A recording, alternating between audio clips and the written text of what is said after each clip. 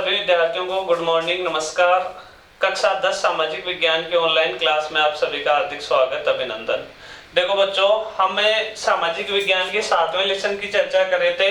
7वें lesson के 3 video पहले upload किए जा चुके हैं। उसके बाद में नेक्स्ट अपन चर्चा प्रारंभ करें। आज हमारी जो चर्चा होगी वो होगी राज्य मंत्री परिषद को लेकर।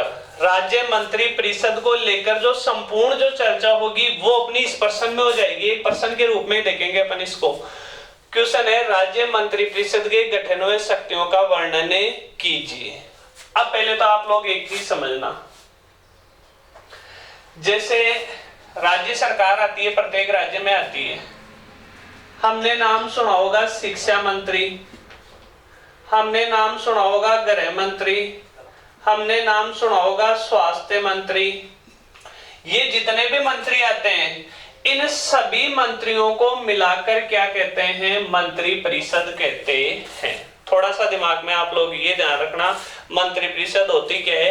ये जो मंत्रियों का समूह होता है, मंत्रियों की जो परिषद होती है, मतलब राज्य के सभी मंत्रियों को क्या कहते हैं? मंत्री परिषद कहते हैं। समझ गए बात?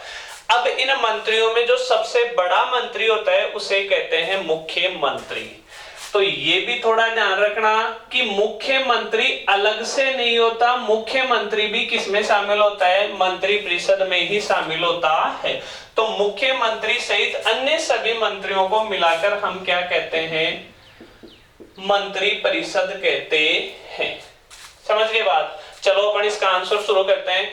अब राज्य मंत्री परिषद में अपन जो भी पॉइंट लेंगे, सबसे पहले तो अपन बात करेंगे राज्य मंत्री परिषद के गठन की, उसके बाद में अपन बात करेंगे राज्य मंत्री परिषद की शक्तियों की।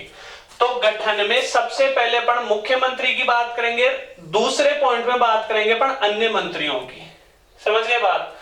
तो चलो शुरू करते हैं। हेडिंग होगी अपनी राज्य मंत्री परिषद का गठन। तो थोड़ा ध्यान रखना, दो बड़े प्रश्न है, मतलब एक बड़ा प्रश्न है जिसमें दो चीजें अपने को देखनी है। एक तो मंत्री परिषद का गठन और फिर देखेंगे अपन मंत्री परिषद की शक्तियां। तो सबसे पहले लिखेंगे अपन राज्य मंत्री परिषद का गठन। और राज्य मंत्री परिषद के गठन में सबसे पहले अपन बात करेंगे मुख्यमंत्री की नियुक्ति। पहला पॉइंट क्या होगा? मुख्यमंत्री की नियुक्ति। अब सुनना, मुख्यमंत्री की नियुक्ति कैसे होती है, मुख्यमंत्री की नियुक्ति किसके द्वारा की जाती है? तो देखो होता है क्या है, मुख्यमंत्री की नियुक्ति की जाती है किसके द्वारा? राज्यपाल के द्वारा। समझ गए बात? राज्यपाल मुख्यमंत्री की नियुक्ति करता है, लेकिन राज्यपाल अपनी मनमर्जी से, ये नहीं कि भाई मनमर्जी से किसी को भी मुख्यमंत्री बना दे। राज्यपाल की इसमें बिल्कुल भी मनमर्जी नहीं चलती। राज्यपाल किसे मुख्यमंत्री बनाएगा? जिसका विधानसभा में बहुमत होगा, उस बहुमत दल के नेता को ही राज्यपाल क्या बनाता है? मुख्यमंत्री बनाता है। मतलब समझना इसका, जैसे ये राजस्थान की विधानसभा है, एक उदाहरण बता रहा हूं आपको, इस उदाहरण में आप सारी चीजें समझ जाओगे। ये क्या है? राजस्थान की विधानसभा। राजस्थान की विधानसभा में कितने सदस्य हैं? 200 सदस्य हैं। कितने सदस्य हो गए राजस्थान की विधानसभा में? 200 सदस्य। हर 5 साल बाद विधानसभा के चुनाव होते हैं। नए चुनाव, जैसे मान लेते हैं कि नए चुनाव हो गए विधानसभा के, फिर ये देखा जाता है कि विधानसभा में जो 200 सदस्य जीतकर आए, इन 200 सदस्यों में से किस पार्टी के कितने सदस्य हैं। तो जैसे अपन ये मान लेते हैं 120 सदस्य तो इनमें से जीतकर आए, कौन सी पार्टी के? भाजपा के। 70 सदस्य जीत के आए, इसमें कौन सी पार्टी के? कांग्रेस के। 10 सदस्य जीत के आए, इसमें अन्य पार्टियों के। कुल मिलाकर कितने सदस्य जीत के आए विधानसभा में? 200 सदस्य जीत के आए, 120 भाजपा के, 70 कांग्रेस के और 10 अन्य पार्टियों के। तो हर पार्टी का कोई ना कोई नेता होता है। जैसे राजस्थान में भाजपा की नेता कौन है? वसुंधरा राजे। राजस्थान की बात करें, कांग्रेस का नेता कौन है? अशोक गहलोत। अब देखो ये विधानसभा के चुनाव हो गए। इस विधानसभा में बताओ बहुमत दल कौन सा हो गया? भाजपा। बहुमत दल का नेता कौन? वसुंधरा राजे।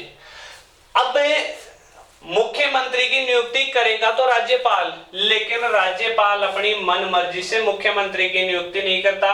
राज्यपाल किसे मुख्यमंत्री के रूप में नियुक्त करेगा? विधानसभा में जिस दल का बहुमत होगा उस दल के नेता को ही क्या बनाएगा? मुख्यमंत्री बनाएगा। तो ये विधानसभा में ये बहुमत दल हो गया और ये बहुमत दल का क्या हो गया? नेता हो गया। समझ गए बात? तो इस तरह से मुख्यमंत्री की नियुक्ति राज्यपाल करता है। तो इसको अपने पॉइंट के रूप में लिख लेते हैं। अब देखना इसको कैसे लिखना आपको। तो इसके वर्णन में आप लिखोगे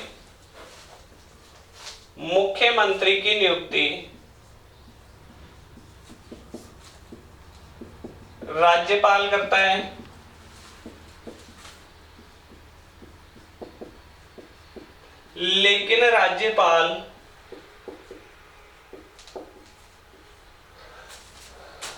लेकिन राज्यपाल अपनी मनमर्जी से मुख्यमंत्री की नियुक्ति नहीं करता। अपनी मनमर्जी से मुख्यमंत्री की नियुक्ति नहीं करता।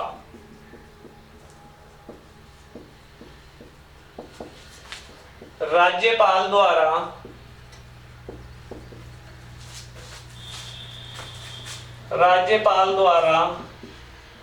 विधानसभा में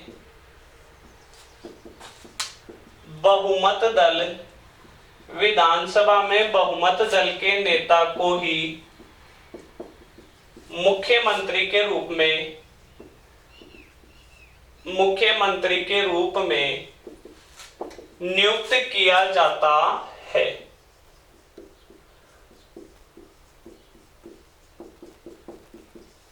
ये तो पहला पॉइंट हो गया। समझ के बाद इसमें आपको यही ध्यान रखना है कि इस मुख्यमंत्री की नियुक्ति किसके द्वारा होती है और मुख्यमंत्री की नियुक्ति राज्यपाल द्वारा होती है। तो राज्यपाल कैसे मुख्यमंत्री की नियुक्ति करता है। पहले पॉइंट का काम खत्म अपना। तो हाथों हाथ इसका स्क्रीनशॉट ले लेना। अब अपन दूसरा पॉइंट देखते हैं। अब मुख्यमंत्री के बाद में अपन बात करेंगे अन्य मंत्रियों की।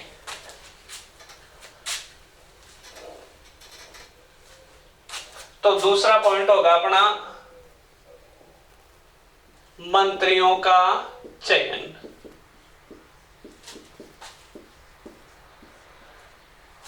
अब देखना क्या होता है कि भाई मुख्यमंत्री तो नियुक्त हो चुका है। अब मुख्यमंत्री मंत्रियों का चयन करेगा, एक लिस्ट बनाएगा कि हाँ भाई मैं इन सदस्यों को क्या बनाना चाहता हूं? मंत्री बनाना चाहता हूं। जैसे अपन बात करें, ये मुख्यमंत्री हो गया। अब मुख्यमंत्री चयन करेगा किनका? मंत्रियों का। तो ये मुख्यमंत्री ने किसका चयन कर लिया? मंत्रियों का चयन कर लिया। मंत्रियों का चयन करने के बाद मुख्यमंत्री ये सूची सौंपता है किसको? ये क्या हो गई? मंत्रियों की सूची हो गई। ये सूची मुख्यमंत्री सौंपता है किसको? राज्यपाल को। राज्यपाल इस सूची के आधार पर ही मंत्रियों की नियुक्ति करता है। समझ गए बात? तो बताओ मंत्रियों का चयन तो किया किसने? मुख्यमंत्री ने। मुख्यमंत्री ने मंत्रियों का चयन किया। चयन करने के बाद ये सूची सौंप दी किसको? राज्यपाल को। फिर राज्यपाल इन मंत्रियों की क्या करता है? नियुक्ति करता है। तो इतनी बात अपन लिखते हैं। अभी ये को पॉइंट कंप्लीट नहीं हुआ है तो 2 लाइन तो अपन इसमें लिख लेते हैं। जैसे इसमें लिखना है अपने को,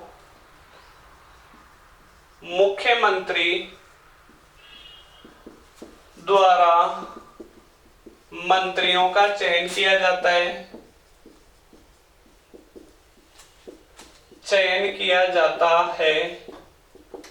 फिर यह सूची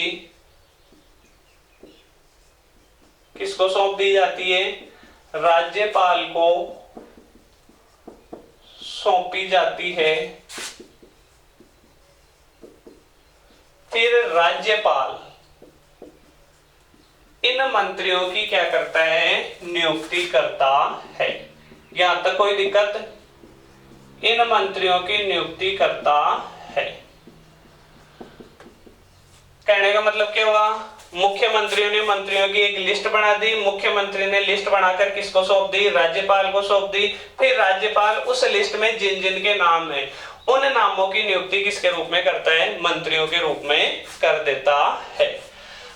अब देखो, जैसे अभी अपन ने जो उदाहरण लिया था, 200 विधानसभा सदस्यों में से 120 तो थे भाजपा के, 70 थे किसके? कांग्रेस के, 10 थे अन्य पार्टियों के। क्यों? अब भाजपा की जो नेता है वसुंधरा राजे, वो मुख्यमंत्री बन गई। अब वसुंधरा राजे ये नहीं कर सकती कि भाजपा के सभी सदस्यों को मंत्री बना दे, ऐसा नहीं होता। मंत्रियों की एक फिक्स लिमिट रखी गई है कि विधानसभा में जितने सदस्य हैं, पूरी विधानसभा में कितने सदस्य हैं? 200 सदस्य हैं। कुल विधानसभा सदस्यों का 15% तक मंत्री हो सकते हैं, इससे ज्यादा मंत्री नहीं हो सकते। तो विधानसभा में कुल सदस्य संख्या मतलब 200, इसका 15% कितना हो गया? 30। मतलब राजस्थान की विधानसभा में ज्यादा से ज्यादा कितने मंत्री हो सकते हैं? 30 मंत्री हो सकते हैं। समझ गए बात? तो अपन ये लिखेंगे, एक संविधान संशोधन हुआ था, वो था 91 नंबर का, 91 संविधान संशोधन था। तो अपन पूरी लाइन सुनना, उसके बाद बोर्ड पे लिखता हूं मैं। 91वें संविधान संशोधन द्वारा यह तय किया गया कि मंत्रियों की अधिकतम संख्या विधानसभा के कुल सदस्य संख्या का 15% तक हो सकती है। तो इसी पॉइंट में आप पैराग्राफ चेंज करके लिख देना, 91वें संविधान संशोधन द्वारा यह तय किया गया कि मंत्रिपरिषद में अधिकतम सदस्य संख्या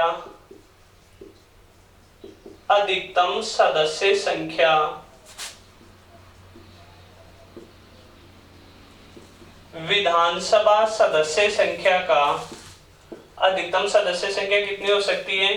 विधानसभा सदस्य संख्या का 15% तक हो सकती है।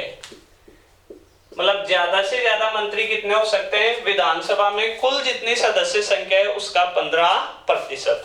तो इस आधार पर किसका चयन होता है? मंत्रियों का चयन होता है। 2 पॉइंट कंप्लीट।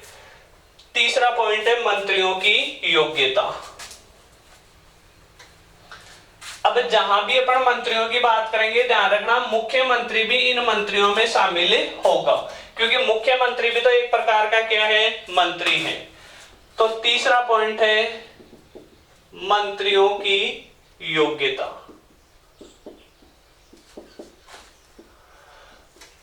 हाँ, अब ध्यान देना कि भाई किसको मंत्री बनाया जाए। मैंने आपको कहा था ये राजस्थान की विधानसभा में कितने सदस्य हैं? 200 सदस्य। क्यों? किसमें? राजस्थान की विधानसभा में। ध्यान रखना मंत्री बनेंगे तो इनमें से ही बनेंगे, ये नहीं कि आप में से मेरे में से कोई मंत्री बन जाए। समझ गए बात? मंत्री बनेगा कौन? जो इस विधानसभा का, या अपन कह सकते हैं विधान मंडल का सदस्य होगा। समझ गए बात? तो यहां आपको ये लिखना है मंत्रियों की योग्यता में कि विधान मंडल के सदस्य को ही मंत्री बनाया जा सकता है। समझ गए बात? तो इसमें लिखना आप, मंत्री बनने के लिए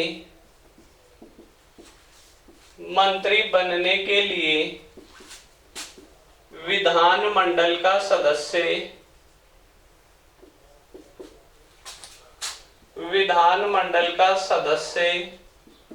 होना आवश्यक है। अब आगे सुनना, मंत्री तो वही बनेगा जो विधानमंडल का सदस्य होगा। अब यदि किसी ऐसे व्यक्ति को मंत्री बनाया जाता है जो विधानमंडल का सदस्य नहीं है, तो उसके लिए एक निश्चित टाइम पीरियड होता है। कितने महीने का? 6 महीने का। तो यदि किसी ऐसे व्यक्ति को मंत्री बनाया जाता है जो विधानमंडल का सदस्य नहीं है, तो उसे 6 महीने के अंदर अंदर विधानमंडल की सदस्यता ग्रहण करनी पड़ेगी। समझ गए बात? ये भी लिखते हैं पर इसी में, तो इसी में आगे आप लोग लिख देना, यदि किसी ऐसे सदस्य को, यदि किसी ऐसे सदस्य को मंत्री बनाया जाता है, मंत्री बनाया जाता है जो किसका सदस्य नहीं है? विधानमंडल का सदस्य नहीं है।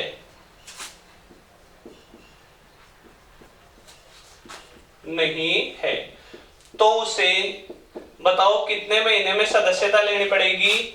तो उसे 6 महीने के अंदर अंदर, तो उसे 6 महीने के अंदर अंदर विधानमंडल की सदस्यता ग्रहण करनी पड़ेगी, सदस्यता ग्रहण करनी पड़ेगी। समझ गए बात? तो मंत्रियों की योग्यता में अपने को ये लिखना है कि किसका सदस्य होना चाहिए? विधानमंडल का सदस्य होना चाहिए। और यदि किसी ऐसे सदस्य को मंत्री बना दिया जो विधानमंडल का सदस्य नहीं है, तो उसे कितने महीने में सदस्यता लेनी पड़ेगी? 6 महीने के अंदर अंदर। चलो नेक्स्ट पॉइंट की अपन चर्चा करते हैं, मंत्रियों का कार्य विभाजन। मंत्रियों की देखो नियुक्ति भी हो गई, मंत्रियों की योग्यता भी हो गई। अब मंत्रियों में कार्य का विभाजन या कार्य का बंटवारा कैसे होता है वो देखना।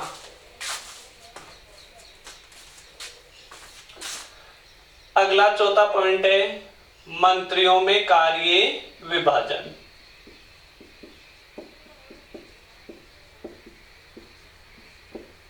अब देखना इसमें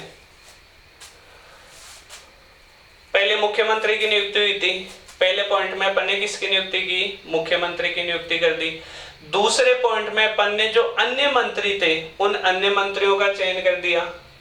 समझ गए बात? तीसरे पॉइंट में अपन ने उन मंत्रियों की योग्यताएं देख ली, मतलब कुल मिला के मंत्रियों की नियुक्ति हो चुकी थी।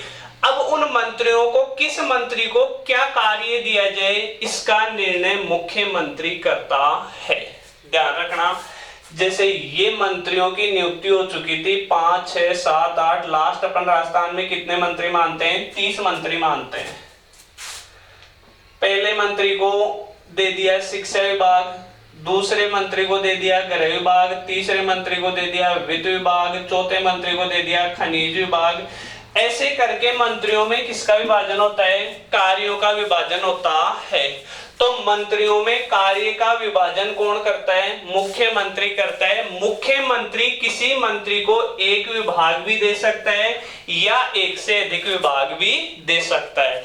जैसे किसी एक ही मंत्री को शिक्षा विभाग के साथ स्वास्थ्य विभाग भी दिया जा सकता है। तो मंत्रियों में कार्यों का विभाजन मुख्यमंत्री द्वारा किया जाता है। मुख्यमंत्री किसी मंत्री को एक विभाग भी दे सकता है या एक से अधिक विभाग भी दे सकता है। तो अब देखना इसमें क्या लिखेंगे अपन?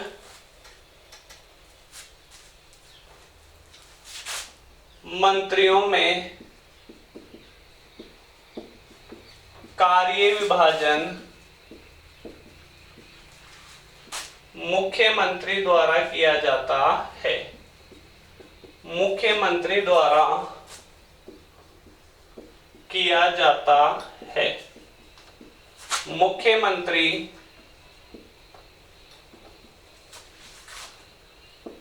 किसी मंत्री को एक विभाग भी दे सकता है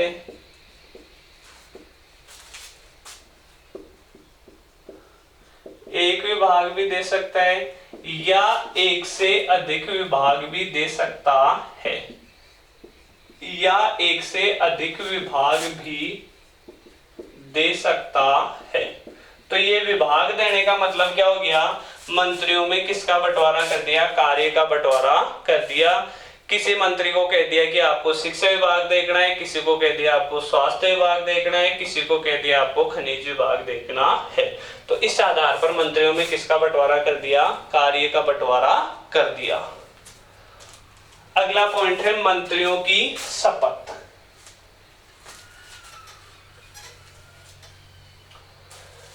पांचवा पॉइंट देखना, मंत्रियों की शपथ। अब इसमें आपको बस केवल ये ध्यान रखना है कि एक तो मंत्रियों को शपथ दिलवाएगा कौन, जो मंत्रियों की नियुक्ति करेगा वही मंत्रियों को क्या दिलवाएगा, शपथ दिलवाएगा। तो मंत्रियों की नियुक्ति किसने की थी, राज्यपाल ने की थी, तो मंत्रियों को शपथ भी कौन दिलवाएगा, राज्यपाल दिलवाएगा। दूसरी आपको ध्यान रखनी है, प्रत्येक मंत्री को दो प्रकार की शपथ लेनी पड़ती है। पहली शपथ तो है पद के कर्तव्य पालन की। पहली शपथ तो कौन सी है, पद के कर्तव्य पालन की। और दूसरी शपथ है कौन सी, गोपनीयता की। प्रत्येक मंत्री को कितनी शपथ लेनी पड़ती है, दो शपथ लेनी पड़ती है। जैसे समझना, किसी को शिक्षा मंत्री बनाया गया, किसी को शिक्षा विभाग दिया गया, तो शिक्षा विभाग जिस मंत्री को दिया गया मतलब उसको शिक्षा मंत्री बना दिया। अब शिक्षा मंत्री का जो पद जिसको मिला है वो अपने कर्तव्य का पालन करे, वो शिक्षा के विकास के लिए कार्य करे, वही उसका कर्तव्य होगा। तो प्रत्येक मंत्री को एक तो कौन सी शपथ दिलवाई जाती है, पद के कर्तव्य पालन की, दूसरी गोपनीयता की। गोपनीयता का मतलब ये होता है कि मंत्री परिषद की जब भी बैठक होगी, मंत्री परिषद में जो भी गोपनीय निर्णय लिया जाएगा उसको मैं सार्वजनिक नहीं करूंगा, उस निर्णय को मंत्री परिषद तक सीमित रखूंगा। तो शपथ में देखना अपने को कैसे लिखेंगे, इसमें पहली बात तो वही लिखनी है आपको, मंत्रियों को शपथ कौन दिलवाता है, राज्यपाल दिलाता है, राज्यपाल दिलवाता है। फिर प्रत्येक मंत्री को कितनी शपथ लेनी पड़ती है, दो शपथ लेनी पड़ती है। प्रत्येक मंत्री को दो शपथ लेनी होती है। दो कौन कौन सी, डैश करके लिख देना। एक तो कौन सी है, पद के कर्तव्य पालन की, और दूसरा उसमें जो भी निर्णय लिए गए मंत्री परिषद का उस बात को क्या रखेगा, गोपनीय रखेगा। तो दूसरी शपथ हो गई गोपनीयता की। तो प्रत्येक मंत्री को ये दो शपथ लेनी पड़ती है। ये क्या हो गई, मंत्रियों की शपथ। मतलब 5 पॉइंट अपने कंप्लीट। छठा पॉइंट है मंत्रियों की श्रेणियां।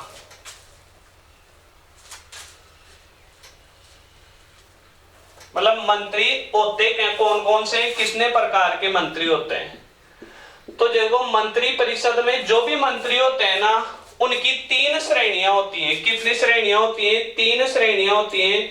सबसे उच्च स्तर के जो मंत्री होते हैं उन्हें तो कहते हैं कौन से मंत्री, कैबिनेट मंत्री। ये मंत्रियों की श्रेणियां होती हैं, मंत्रियों के लेवल होते हैं। जो सबसे हाई लेवल के जो मंत्री होते हैं उन्हें तो कहते हैं कौन से मंत्री, कैबिनेट मंत्री।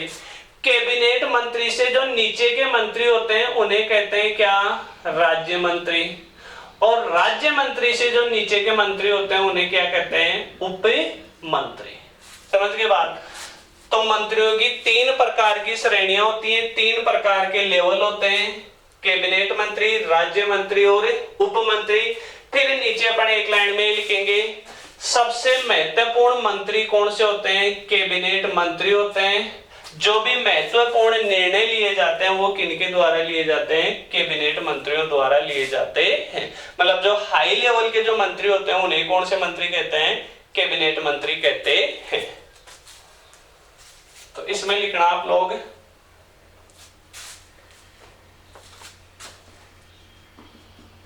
मंत्री परिषद में 3 प्रकार के मंत्री होते हैं। मंत्री परिषद में 3 प्रकार के मंत्री होते हैं। पहला लिखना कैबिनेट मंत्री, दूसरा लिखना कौन से, राज्य मंत्री, और तीसरा कौन सा लिखोगे, उप मंत्री। समझ गए बात।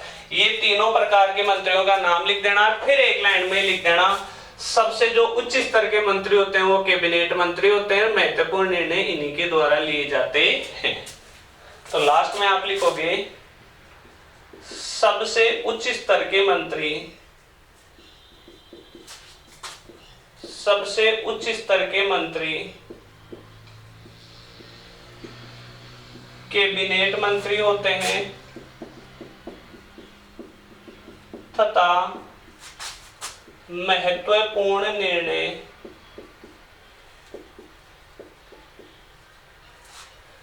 इनके द्वारा ही लिए जाते हैं, तथा महत्वपूर्ण निर्णय इनके द्वारा ही लिए जाते हैं। ये क्या हो गई मंत्रियों की श्रेणियां। और मंत्री परिषद के गठन में अपने 5 पॉइंट कंप्लीट हो चुके हैं, सॉरी 6 पॉइंट कंप्लीट हो गए, 6वां पॉइंट था। क्यों? 7वां पॉइंट देखेंगे अपन मंत्रियों का कार्यकाल। 6 पॉइंट अपने कंप्लीट हो चुके हैं, 7वां पॉइंट है मंत्रियों का कार्यकाल।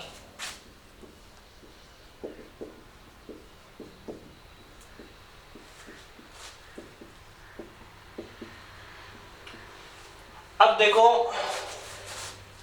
मैंने आपको कहा था जो विधानसभा होती है प्रत्येक 5 साल बाद विधानसभा के क्या होते हैं, चुनाव होते हैं। किसके चुनाव होते हैं? विधानसभा के। कितने साल बाद में? 5 साल बाद में। और जैसे ही नई विधानसभा के चुनाव होते हैं, नई विधानसभा में जिस पार्टी के सबसे ज्यादा सदस्य है उस पार्टी के नेता को तो राज्यपाल द्वारा क्या बना दिया जाता है? मुख्यमंत्री बना दिया जाता है। फिर मुख्यमंत्री अपनी ही पार्टी में से कुछ को क्या बना देता है? मंत्री बना देता है। अब इन मंत्रियों का कार्यकाल भी कितना होगा? 5 साल का ही होगा। क्यों होगा? क्योंकि विधानसभा का कार्यकाल ही कितना होता है? 5 साल का होता है। अगर विधानसभा 5 साल से पहले भंग हो जाती है, समाप्त हो जाती है, तो मंत्री परिषद भी 5 साल से पहले समाप्त हो जाएगी।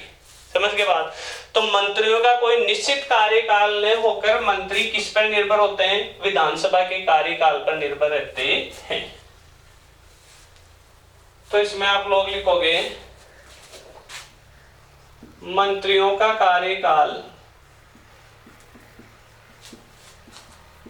सामान्यतः 5 वर्ष का होता है। 5 वर्ष का होता है क्योंकि विधानसभा का कार्यकाल भी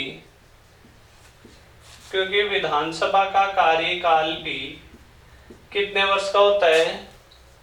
5 वर्ष का होता है। और जब तक विधानसभा रहेगी तब तक ही वो क्या रहेंगे? मंत्री रहेंगे। और विधानसभा यदि पहले भंग हो गई तो मंत्री भी पहले क्या हो जाएगी? भंग हो जाएगी। तो इसी में आगे लिख देना यदि विधानसभा पहले समाप्त हो जाती है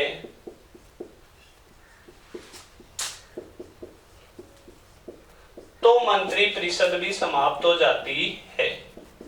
तो मंत्री परिषद भी समाप्त हो जाती है। क्यों हो जाती है? कि भाई अगर विधानसभा ही समाप्त हो गई तो नई विधानसभा के चुनाव होंगे। नई विधानसभा के चुनाव के बाद जो नई विधानसभा के सदस्य आएंगे उनमें से ही नए मंत्रियों का क्या होगा? चयन होगा। लास्ट 8वां पॉइंट है सामूहिक उत्तरदायित्व है।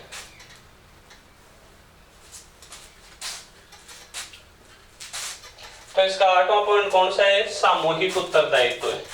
मतलब ये मंत्री परिषद सामूहिक रूप से किसके प्रति उत्तरदायी होती है? देखो अपने को ये पता है कि भाई मंत्रियों का चयन किस में से हुआ था? विधानसभा में से ही तो हुआ था ना। तो ये मंत्री परिषद सामूहिक रूप से किसके प्रति उत्तरदायी हुई? विधानसभा के प्रति उत्तरदायी हुई। अब इसका मतलब ये हुआ, देखना अपने को लिखना क्या है। एक लाइन तो अपन ये लिखेंगे कि मंत्री परिषद सामूहिक रूप से विधानसभा के प्रति उत्तरदायी होती है। क्यों होती है? यदि विधानसभा किसी एक मंत्री के खिलाफ भी अविश्वास प्रस्ताव पारित कर देती है तो संपूर्ण मंत्री परिषद को त्यागपत्र देना होता है। समझ के बाद लिखते हैं पर बोर्ड पे, फिर और समझा दूंगा इसका मतलब।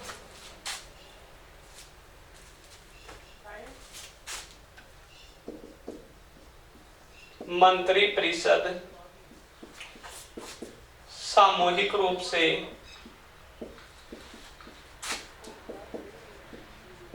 विधानसभा के प्रति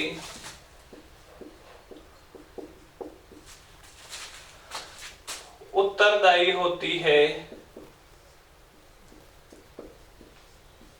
मंत्री परिषद सामूहिक रूप से विधानसभा के प्रति उत्तरदायी होती है क्योंकि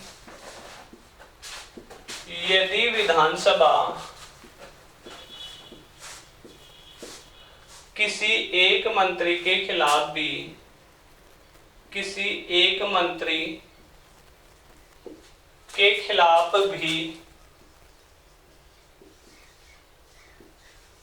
अविश्वास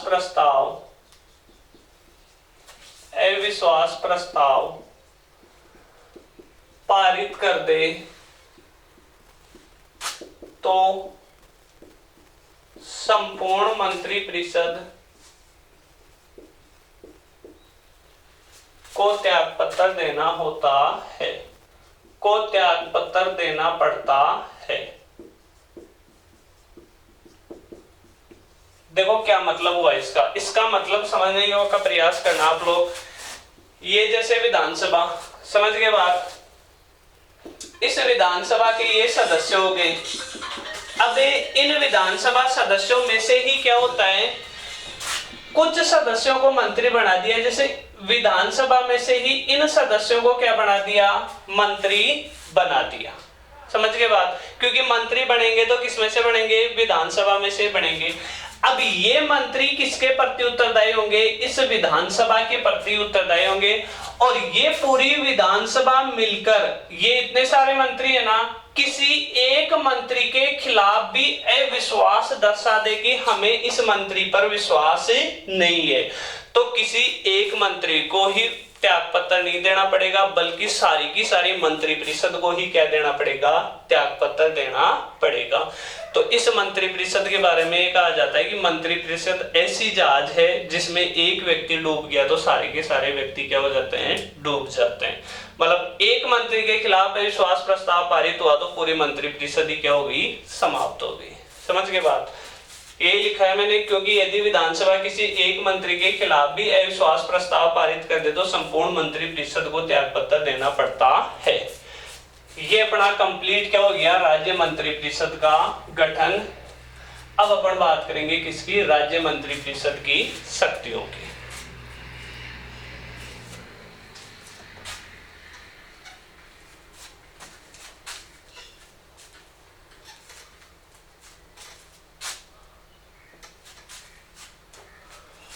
तो अब देखना राज्य मंत्री परिषद की शक्तियां, क्योंकि दो चर्चाएं करनी थी अपने को।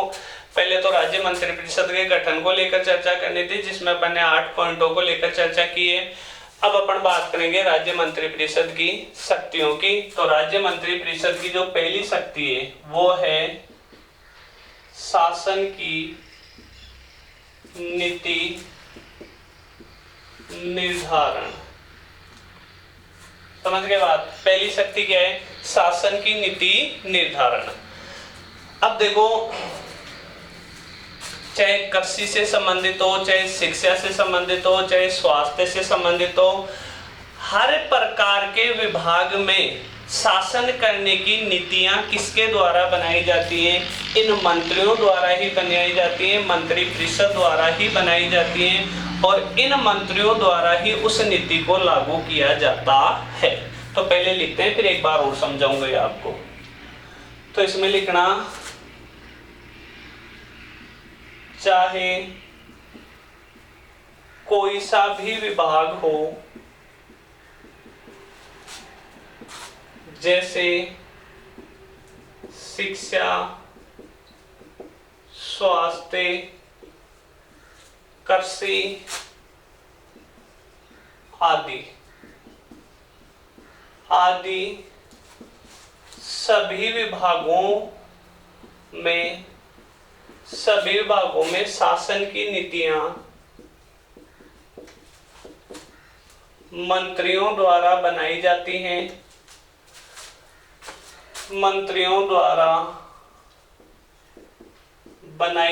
हैं, तथा मंत्रियों द्वारा ही इन नीतियों को लागू किया जाता है। मंत्रियों द्वारा ही इन नीतियों को लागू किया जाता है। ये पहले पॉइंट में लिखना आपको। अब जैसे अपन बात कर लेते हैं शिक्षा विभाग है। क्यों शिक्षा विभाग में कि हाँ भाई कहाँ कहाँ विद्यालय खोलने, कौन से विद्यालय हैं जहाँ पे बच्चों की संख्या कम है, यहाँ बच्चे पहुंच नहीं पाते, तो इस विद्यालय को बंद करना है, इस विद्यालय को खोलना है। ये शिक्षा से संबंधित नीति हुई कि नहीं हुई? ये शिक्षा से संबंधित नीति हो, चाहे स्वास्थ्य से संबंधित नीति हो, हॉस्पिटल वगैरह से संबंधित कोई नीति हो, चाहे कृषि से संबंधित कोई नीति हो, आदि सभी विभागों की नीतियां किसके द्वारा बनाई जाएंगी? मंत्री परिषद द्वारा बनाई जाएंगी। और इन नीतियों को बनाने के बाद इन नीतियों को लागू भी कौन करती है? मंत्री परिषद ही लागू करती है। तो ध्यान रखना, चाहे कोई सा विभाग हो, जैसे शिक्षा, स्वास्थ्य, कृषि आदि सभी विभागों में शासन की नीतियां मंत्रियों द्वारा बनाई जाती है तथा मंत्रियों द्वारा ही इन नीतियों को लागू किया जाता है। ये तो मंत्री परिषद की पहली शक्ति हो गई। दूसरी शक्ति है उच्च पदों पर नियुक्ति के संबंध में राज्यपाल को परामर्श देना। दूसरी शक्ति क्या है? उच्च पदों पर नियुक्ति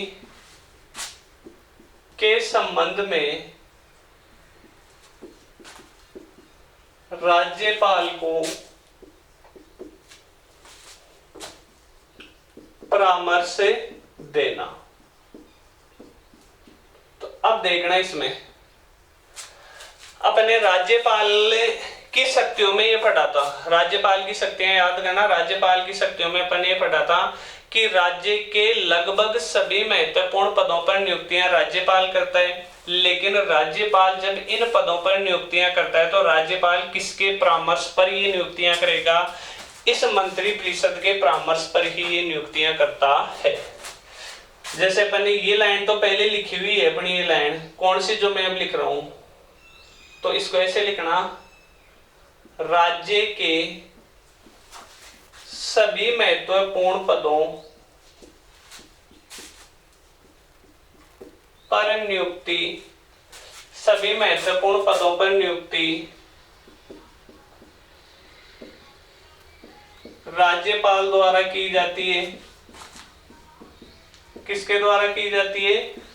राज्यपाल द्वारा की जाती है। जैसे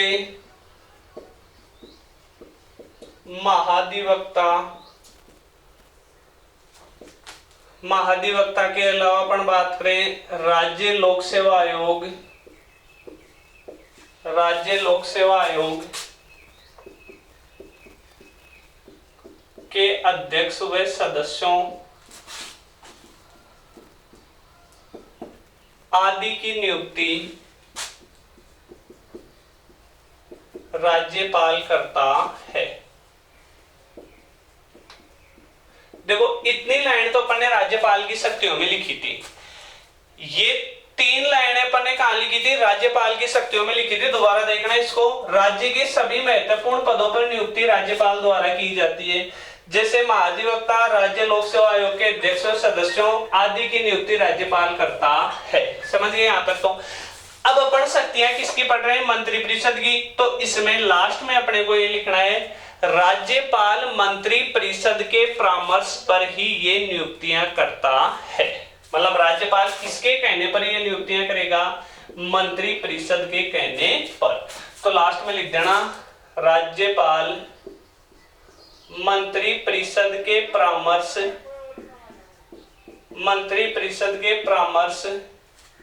के अनुसार ही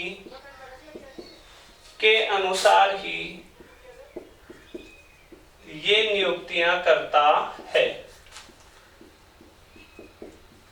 ये राज्यपाल की मंत्रिपरिषद की दूसरी शक्ति कंप्लीट। अब मंत्रिपरिषद की तीसरी शक्ति क्या है? विधानमंडल में प्रश्नों का उत्तर देना। तीसरा कार्य व शक्ति क्या है? विधानमंडल में प्रश्नों का उत्तर देना।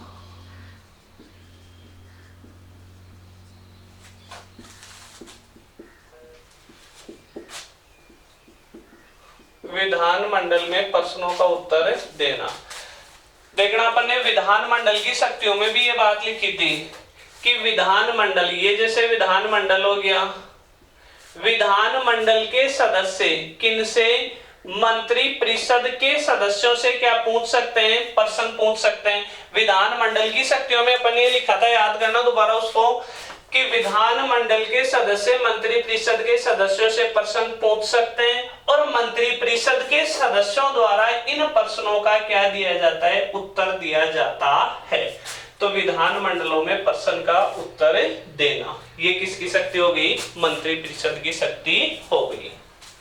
तो इसमें लिखना आप लोग, विधानमंडल के सदस्य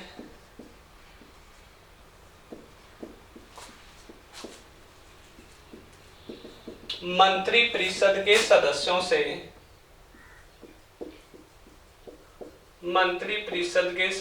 से प्रश्न पूछ सकते हैं।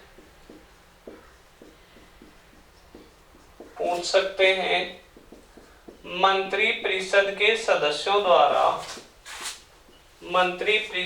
सदस्यों द्वारा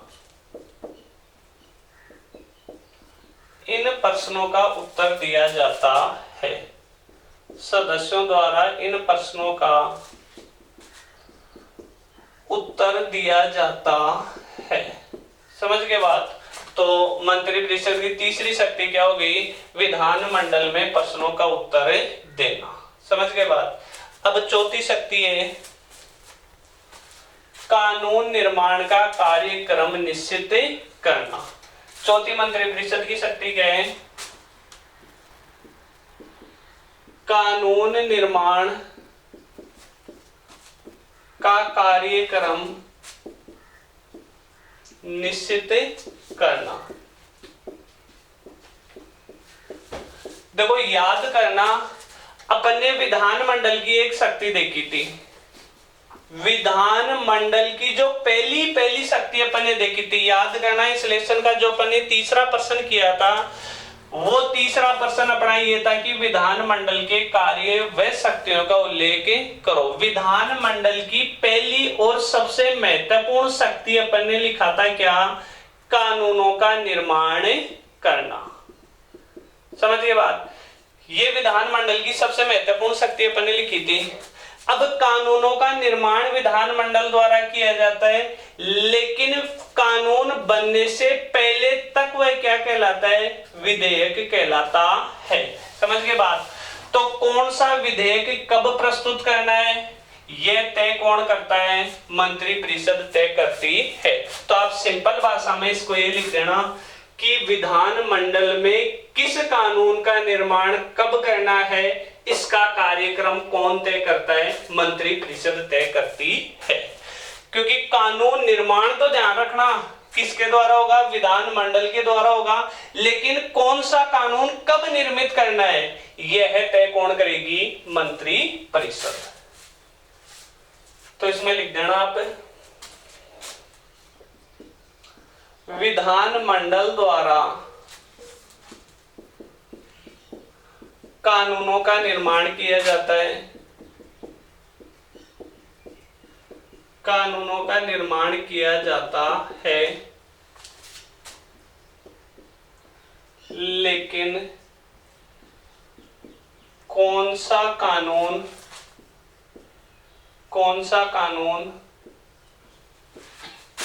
कब निर्मित हो,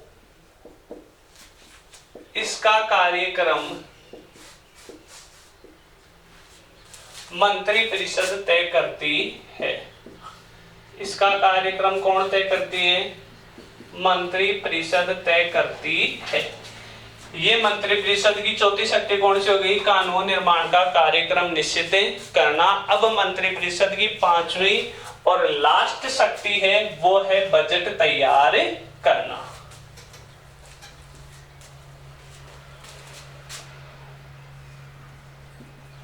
पांचवी शक्ति क्या है? बजट तैयार करना। तो देखो बजट के बारे में मैंने आपको पहले भी बताया था कि विधानमंडल में, किसमें? विधानसभाएं लिख लो यहां अपने। विधानसभा में प्रत्येक वर्ष वित्त मंत्री द्वारा क्या पेश किया जाता है? बजट पेश किया जाता है। उस बजट में वार्षिक आय तथा व्यय का उल्लेख होता है। यह बजट तैयार करना और फिर उसे पेश करना किसकी जिम्मेदारी? वित्त मंत्री की जिम्मेदारी। तो वित्त मंत्री भी तो किसका सदस्य है? मंत्रिपरिषद का सदस्य है। तो वित्त मंत्री की शक्ति को भी अपन किस में मानेंगे? मंत्रिपरिषद की शक्ति में ही मानेंगे। तो इसमें आप लिख देना वित्त मंत्री द्वारा बजट तैयार किया जाता है तथा विधानसभा में पेश किया जाता है। विधानसभा में पेश किया जाता है। इस बजट में वार्षिक आय तथा व्यय का उल्लेख होता है। वार्षिक आय तथा व्यय का उल्लेख होता है। और ये पांचवी शक्ति अपनी मंत्रिपरिषद की कंप्लीट, और इसी के साथ अपने मंत्रिपरिषद की शक्तियां भी कंप्लीट।